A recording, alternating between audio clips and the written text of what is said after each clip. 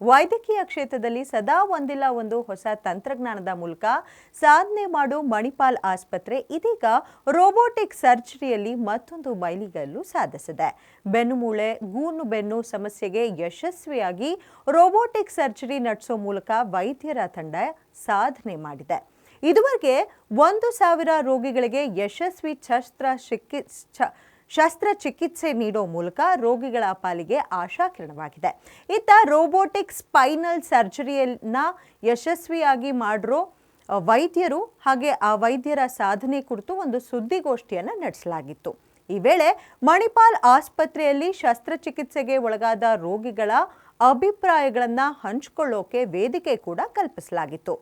ಬರೀ ರಾಜ್ಯ ಮಾತ್ರವಲ್ಲದೆ ಹೊರ ರಾಜ್ಯದ ಬೇರೆ ದೇಶಗಳಿಂದ ಬಂದ ಶಸ್ತ್ರಚಿಕಿತ್ಸೆ ಸೇವೆ ಪಡೆದಂಥ ರೋಗಿಗಳು ಅವರ ಅನುಭವವನ್ನು ಹಂಚಿಕೊಂಡ್ರು. ಇದೇ ವೇಳೆ ರೋಬೋಟಿಕ್ ಶಸ್ತ್ರಚಿಕಿತ್ಸೆಯ ಮೂಲಕ ಯಶಸ್ಸು ಸಾಧಿಸಿದ ವೈದ್ಯ ಡಾಕ್ಟರ್ ವಿದ್ಯಾಧರ್ ಅವರು ಕೂಡ ಈ ಬಗ್ಗೆ ಮಾತನಾಡಿದ್ರು.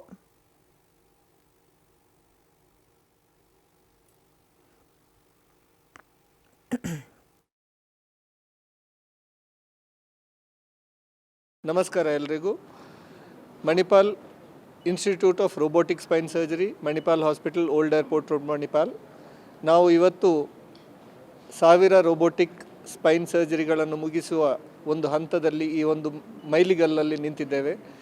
ಇದನ್ನು ನಾವು ಜನರಿಗೆ ಹೇಳೋದಿಷ್ಟೇ, 6 ವರ್ಷದಿಂದ 98 ವರ್ಷದವರೆಗಿನ ಜನರಿಗೆ ನಾವು ಈ ರೋಬೋಟಿಕ್ ಸ್ಪೈನ್ ಸರ್ಜರಿ ಮಾಡಿ 99.8% ಸಕ್ಸಸ್ಸನ್ನು ತೋರಿಸಿಕೊಟ್ಟಿದ್ದೇವೆ. ಥೊರಕೊಲಂಬಾರ್ ಸ್ಪೈನ್ನಲ್ಲಿ, ಅಂದರೆ ಕೆಳಗಡೆ ಬೆನ್ನಲ್ಲಿ. ಈ ಕತ್ತಲ್ಲಿ 98.3% ಸಕ್ಸಸ್ಸನ್ನು ಮಾಡಿದ್ದೇವೆ.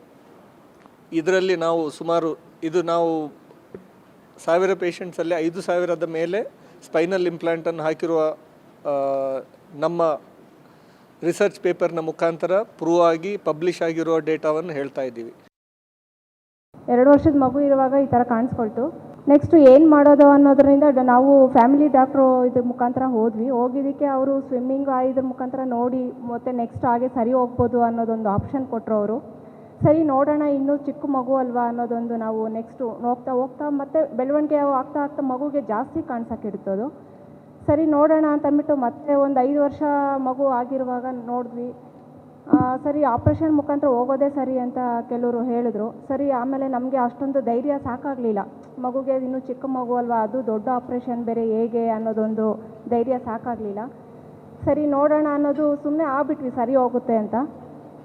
ಮತ್ತೆ ನೋಡ್ತಾ ಇನ್ನೂ ಜಾಸ್ತಿ ಆಗಿಡ್ತು. ಸರಿ ಆಯಿತು ಅನ್ನೋದು ಅದಾದಮೇಲೆ ಮತ್ತು ಒಬ್ಬರ ಮುಖಾಂತರ ನಮಗೆ ವಿದ್ಯಾಧರ್ ಸರ್ ಅನ್ನೋರು ಪರಿಚಯ ಇದಾದಮೇಲೆ ಈ ಥರ ಹಿಂಗೆ ಆಗುತ್ತೆ, ಸಕ್ಸಸ್ ಆಗುತ್ತೆ ಅನ್ನೋದು ಗೊತ್ತಾಯಿತು.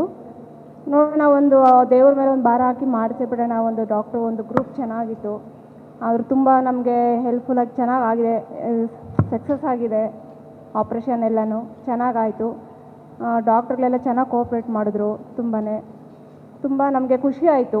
ಈ ಥರ ಈ ಮಣಿಪಾಲ್ ಹಾಸ್ಪಿಟ್ಲಲ್ಲಿ ಈ ಥರ ಒಂದು ಟೆಕ್ನಾಲಜಿ ಇದೆ, ಈ ಥರ ಒಂದು ಬ್ಯಾಚ್ ಈ ಥರ ಮಾಡ್ಬೋದು, ಎಲ್ಲ ಬೇರೆಯವ್ರಿಗೂ ಒಂದು ಅನುಕೂಲ ಆಗುತ್ತೆ.